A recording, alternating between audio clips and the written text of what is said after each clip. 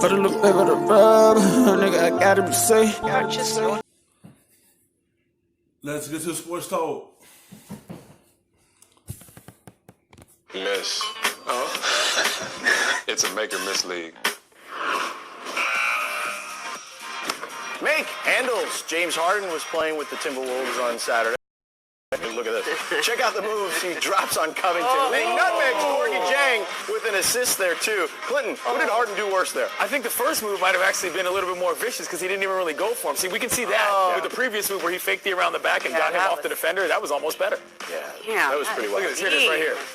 Work. Yeah, nope, never mind. I put a guy on the floor with a non-pass. That's amazing. We move on. Miss composure. Bulls Pistons Saturday. Daniel Gafford gets the hook shot over Andre Drummond, and he has some words for him. And then Drummond chucks the ball at his head. Both got technicals and played on. Ramona, how disrespectful was this, though? Yeah, I mean, he didn't even have his head turned toward him. It's like hit him in the back of the head. That's, I don't know. Chucks you don't is do an that. overstatement. That was a toss. Lobs. That That was was a deliberate. toss. That was deliberate. Yeah. I think that was pretty disrespectful. It's still disrespectful you throw anything at anyone's head, is what I would say. Story of the Pistons season, right? Yes. Didn't even see it coming. Make Bobby and Toby. Mavs Sixers game late here. Boban gets the green light from deep, hitting from three. Then Boban points over at the Sixers bench and tells his buddy Tobias Harris, that was for you. Clinton, do you hope these two guys reunite sometime soon? Yes, he hit one in the game before, too. People don't realize this. This big man is out here throwing tennis balls into a bucket. That's what it looks like when he's shooting threes. I love this guy. I miss Bobby and Toby. I do, that too. was one of the best NBA BFF duos in a while. The Bobby and Toby show needs to Yeah. reunite somewhere. Please. Next, Miss rim protection. DeMar DeRozan playing back in Toronto. Here he is attacking the rim, and Chris Boucher gets absolutely postered. Boucher. Ooh. Ramona, this dunk seemed personal for DeRozan. There it is. I mean, I don't have anything against Chris. Chris. Yes, it is. It's very personal. When someone tell you, we not trading you, and then you go look on the TV and see that you've been traded to San Antonio, that's still something deep down in his heart that he felt like he did not want to leave Toronto. Every time he played against them, he felt like he got something to prove against them. He watched his team win a championship. He watched his team raise a banner that he wanted to do while he was there.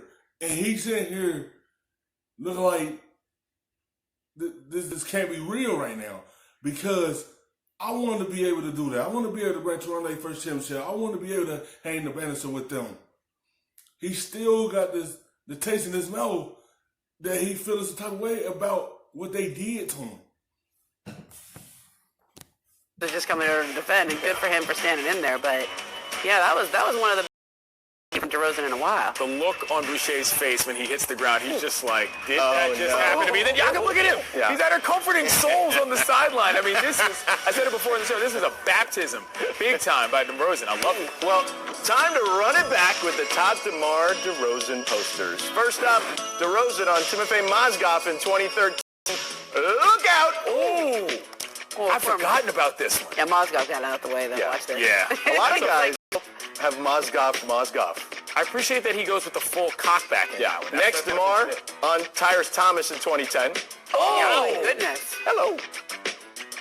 That's like a windmill almost. Extra spice on That it. was like Vince Carter-esque. Yeah, that looked good. Get out of my way. And number one, DeMar DeRozan on the depoy, Rudy Gobert back in 2015.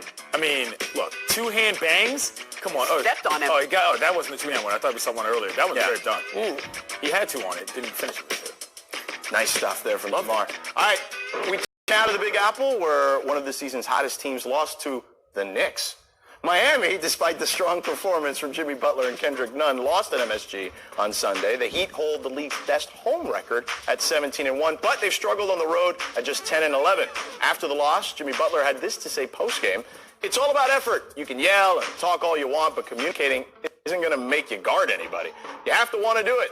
You have to play harder. When the ball's in the air or on the floor, we've got to beat them to it. That's who we are. Communication, maybe it could be a little better."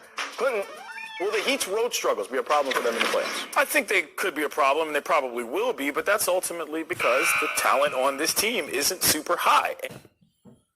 Yeah, if they don't get it straightened out now, That's something that could come back and bite them. If they don't get this straightened out right now and start winning games on the road, because as you start the playoff on the road, you're going to panic and start biting your nails. Because they struggle in the regular season on the road, and then go to the playoff on the road.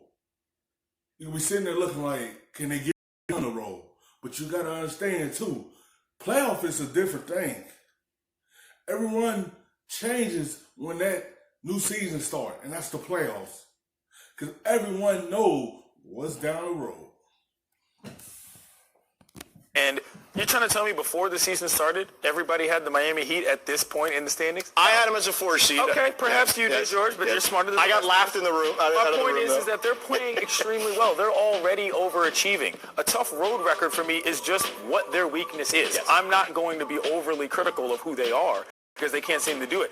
I'll tell you this. If there's a guy I want, Momo, who's going to be the one to put that team back together in that way, it's Jimmy Butler. Mm-hmm. He's somebody who accountability matters for, and I think young players listen to. Teams that aren't supposed to be that good typically aren't that good on the road because their benches aren't that great, and I think that's where the Heat are. So here's what happened in this game, though. Just like the last game where they played against the Brooklyn Nets and had a nice lead late in the game, this is a good team that basically just let it go at the end of a game. They just thought they had it, and you can't do that on the road. Yeah. The teams don't like to get beat at home. They were up, I think they were up 9 on the Nets pretty late. They were up against the Knicks here, and then... It's all about consistency. It's all about you consistent at home, be consistent on the road. It's the same thing. When you have these leads, you can't take your foot off their neck. Once a team see you let up, that's going to build their confidence up here, and they going to take over the games. And they keep letting this stuff slip out their hands. Finish on the road. Don't sit there and take a back seat and say, we got the game. No, you keep on going. Don't take the pressure off them. You keep it on.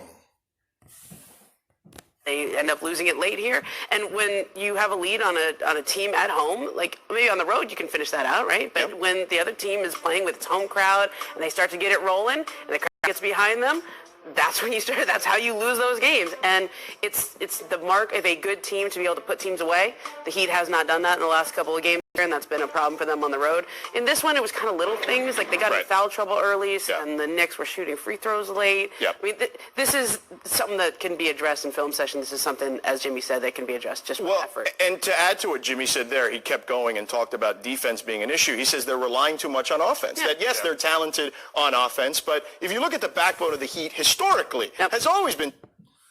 He got a point. You can have a good offense, but can you defend? Keep the other team from scoring. You can score a basket, but it's all about the other end and playing defense. Defense. Whether it was Alonzo Mourning, Dwayne Wade, LeBron, whoever was there, they needed to play defense, and Jimmy's kind of trying to spark that on that end too. My ceiling for the Heat has not gone down as a result of these recent woes. I still think that they are as high as they're going to be, and it's just a matter of them figuring out what they're going to do. Thanks so much for watching ESPN on YouTube. For more analysis and highlights, download the ESPN. The best, stuffing them shits in the safe. Got me a spot out the way. Nigga just trying to be